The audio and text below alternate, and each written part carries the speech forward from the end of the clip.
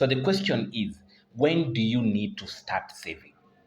I know at our early stages of life, this is not usually really a priority, and you will find somebody earning even 50, 100,000 or 150,000.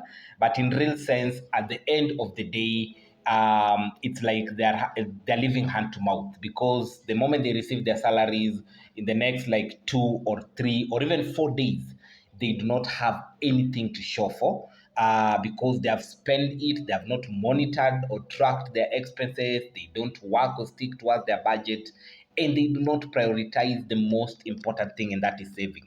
So today I'm going to advise you on when you as an individual need to start saving. So the ideal time to start saving, I think the earlier the better. The moment you have started earning, I think that is when now you need to prioritize saving. And just to give you an example, if you start, let's say, saving at the age of 20, and let's say you're contributing around 5,000 and earning an interest rate of, let's say, 8% per annum, by the age of 40, you will have accrued, let's say, 1.4 million in savings. But when you start saving the same amount, when let's say you are 20 years old, and not 20 years old, but rather you're 30 years old, and you start saving the same amount of 5,000 each per month, by the age of 40, you'll be having roughly between 540 to 600,000 in savings. So you see, the earlier you start, the better.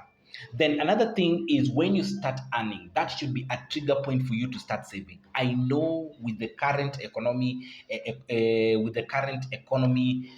really difficult for somebody to just start earning and saving initially. We usually have that challenge, and this is the reality on the ground.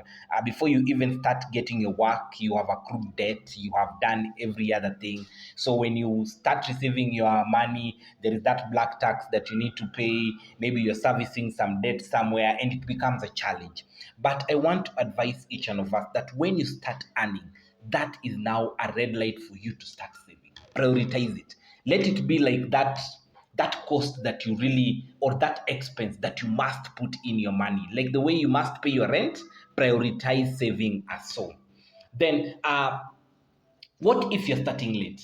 Because at times you have started working, and I know most of my viewers might relate to this. In your early 20s, you started working, you were never really saving in your bank account. If we ask you right now, how much do you have? You have nothing to show for. Maybe you're 35, you're 40 years of age. Are you late starting saving? No. You can begin saving as we speak right now, because it is never too late for you to start savings. And how you can make up for lost time, you can start, let's say, by reducing on your expenses. That is number one. Prioritizing savings. Instead of maybe working with the 50-30-20 rule, you can even increase your savings to, let's say, 30% or even 40% of your income, so that you have a larger percentage committed to savings.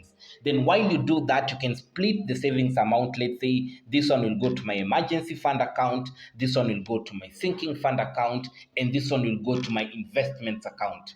And as I've always said on this channel, the low risk investment that you can look at, you can invest, let's say, in money market fund, SACCOs, treasury bills, and bonds. So that is something which you can consider. And when you split your savings in such a manner, you will tend to earn interest rates and capitalize on the same. Okay? Then there are certain things that happen in your life that should really be a trigger point for you to start savings. The first thing is starting a new job. The moment you start a new job, or the moment you have been employed, that is a trigger point for immediately I receive my salary. The way I budget for my expenses, including, let's say, my rental expenses, that is the same way I need to budget for my savings. Okay, so that should be a trigger point for you to start saving. Then when you're planning a big goal, let's say you have a big goal of, let's say, buying a car. Let's say you have another big goal of maybe building a house. That is should trigger you to start saving, because you can't wake up in the morning and say, I need to build a house, and you start building for it tomorrow. It takes a lot of plan, and the first plan when you have this idea is finances. So this should be a trigger point for you to start saving. And let me tell you one thing. You've been employed today, and maybe in the next 2 years or 1 year, you want to buy yourself a car. Imagine if you start saving for it immediately you get that job.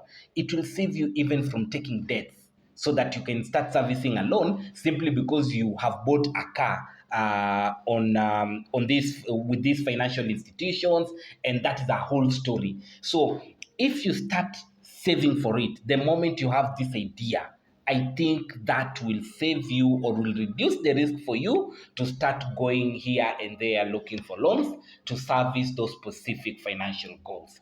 Then the journey to becoming financial independent, that is also something that should trigger you in the sense of just servicing a loan. People confuse financially independency with having a job. Okay, you are employed, yes, but are you really financially stable? No. Are you really financially independent? No, because most of the people you're paid on the 5th, on the 7th, you really even can't account where your salary went. So you're there. Every now and then you're calling somebody to help you with something so that you're able even to meet your basic needs. So yes, you're working, but you're still not financially independent. So the moment you start figuring out how best can I be financially independent, that is a trigger point for you to start saving. Then preparing for retirement, and I'll also just create a separate topic to talk on preparing for retirement. But for this sake, you're supposed to start preparing for your retirement immediately you are employed. Why? Because you cannot start figuring this out when you're at the age of 50 or even 60. That is like you are supposed to be retired. So the best thing, if you're listening to this video and let's say you're 20, 30, 40, you are supposed to start your retirement, and the earlier the better. So you start contributing, let's say, to a personalized pension scheme for you, and then you start contributing towards it, so that come 60 years, you will come that retirement age. In some countries it is 65, in other countries it is 60. So come that time when you're supposed to retire, you have enough finances that could cushion you throughout your retirement period. Then how to determine how much you're supposed to save? I think I wouldn't really talk about that much because I have a video and I'll link it up towards the end of this video talking about the 50-30-20 rule. So you're just supposed to follow that rule, and that will advise you on this is my 100% of my salary. What am I going, or what percentage am I supposed to save? And I think that will also be able to advise you on how much you should save and where. Now, when it comes to where you're supposed to put in your savings, savings doesn't mean you save, let's say you're earning 50K and 20% of that, let's say, is 10,000. So you take the entire 10,000, put it in a fixed deposit account, and that's it. No, you're supposed to think of how much or where can you put your money so that it also works for you. And by this, I mean, where am I going to put this money so that at least I earn something from it? And remember, you cannot also just put the entire money in one account. You will end up spending all of it. By the time it reaches, let's say you've started saving 10,000 in January, by December you're supposed to be having around 120,000.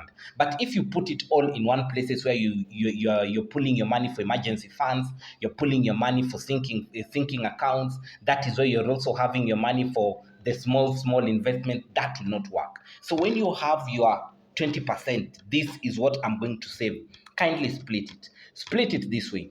Put a few of your coins or a few of your savings on an emergency fund account. Put a few of your savings on a sinking fund account, and put a few of your savings on low risk investment account. These are things like money market fund, SACCOs, treasury bills, or bonds. But for bonds, you need a higher amount. So that is another story which we'll also talk about it on another video. So you're supposed to split your savings so that in case of an emergency, you know where to go. In case of maybe you had a sinking fund anticipating some certain expense in future, you know where to go. At the end of the month, you can clearly account that in my emergency account, this is what I saved, this is what I spent. In my sinking fund account, this is what I saved for. And in my savings, low risk savings account, this is what I've been saving and this is what I've earned as interest. So make sure you clearly understand how much am I going to save. Observe the 50-30-20 rule. Where am I going to save this money so that I can track my expenses? I can stick to my budget, and at the end of the period, at least I'll have something or some finances somewhere to cushion me. Okay? Then the benefits of saving, that is obvious. Financial security. And that is very key. Imagine you are somewhere and you know I have some 500,000 or I have even some 50,000 somewhere that I can simply that I can simply go and take if I have an emergency. So you have that financial security, which gives you some peace of mind, because it is so disheartening that there are people out there who are earning very well. But you reach out to them and they tell you, Dennis, I've been working for 5 years and I have nothing to show for. Then you ask, but you're employed, you're earning salary every month and you're earning good salary. Apologies for that, but they don't have anything to show for. So the fact that you have been saving, the advantage you receive is the financial security. Now, achieving life goals, and I think this is obvious. I've been listening to several on the several stories on the digital space, and one thing that encouraged me is that there are several people out there who can confidently show you their car, and this is a car they bought without taking a loan. And you see, they contributed towards it. They had a goal and they worked towards it. So I'll be saving 2,000 every day as a businessman. I'll be saving, let's say, 4,000 every week, or even 10,000 or even 20,000 every month just to purchase this car. So it helps you achieve your financial goals in the long run. And as I've said, financial security comes with some level of peace and also helps you reduce stress when it comes to anticipating expenses. Like imagine right now, how many people can confidently say that in case of an emergency, I have an account that I can simply go, take a little bit of money, find foot the bills of that specific emergency, and that's it.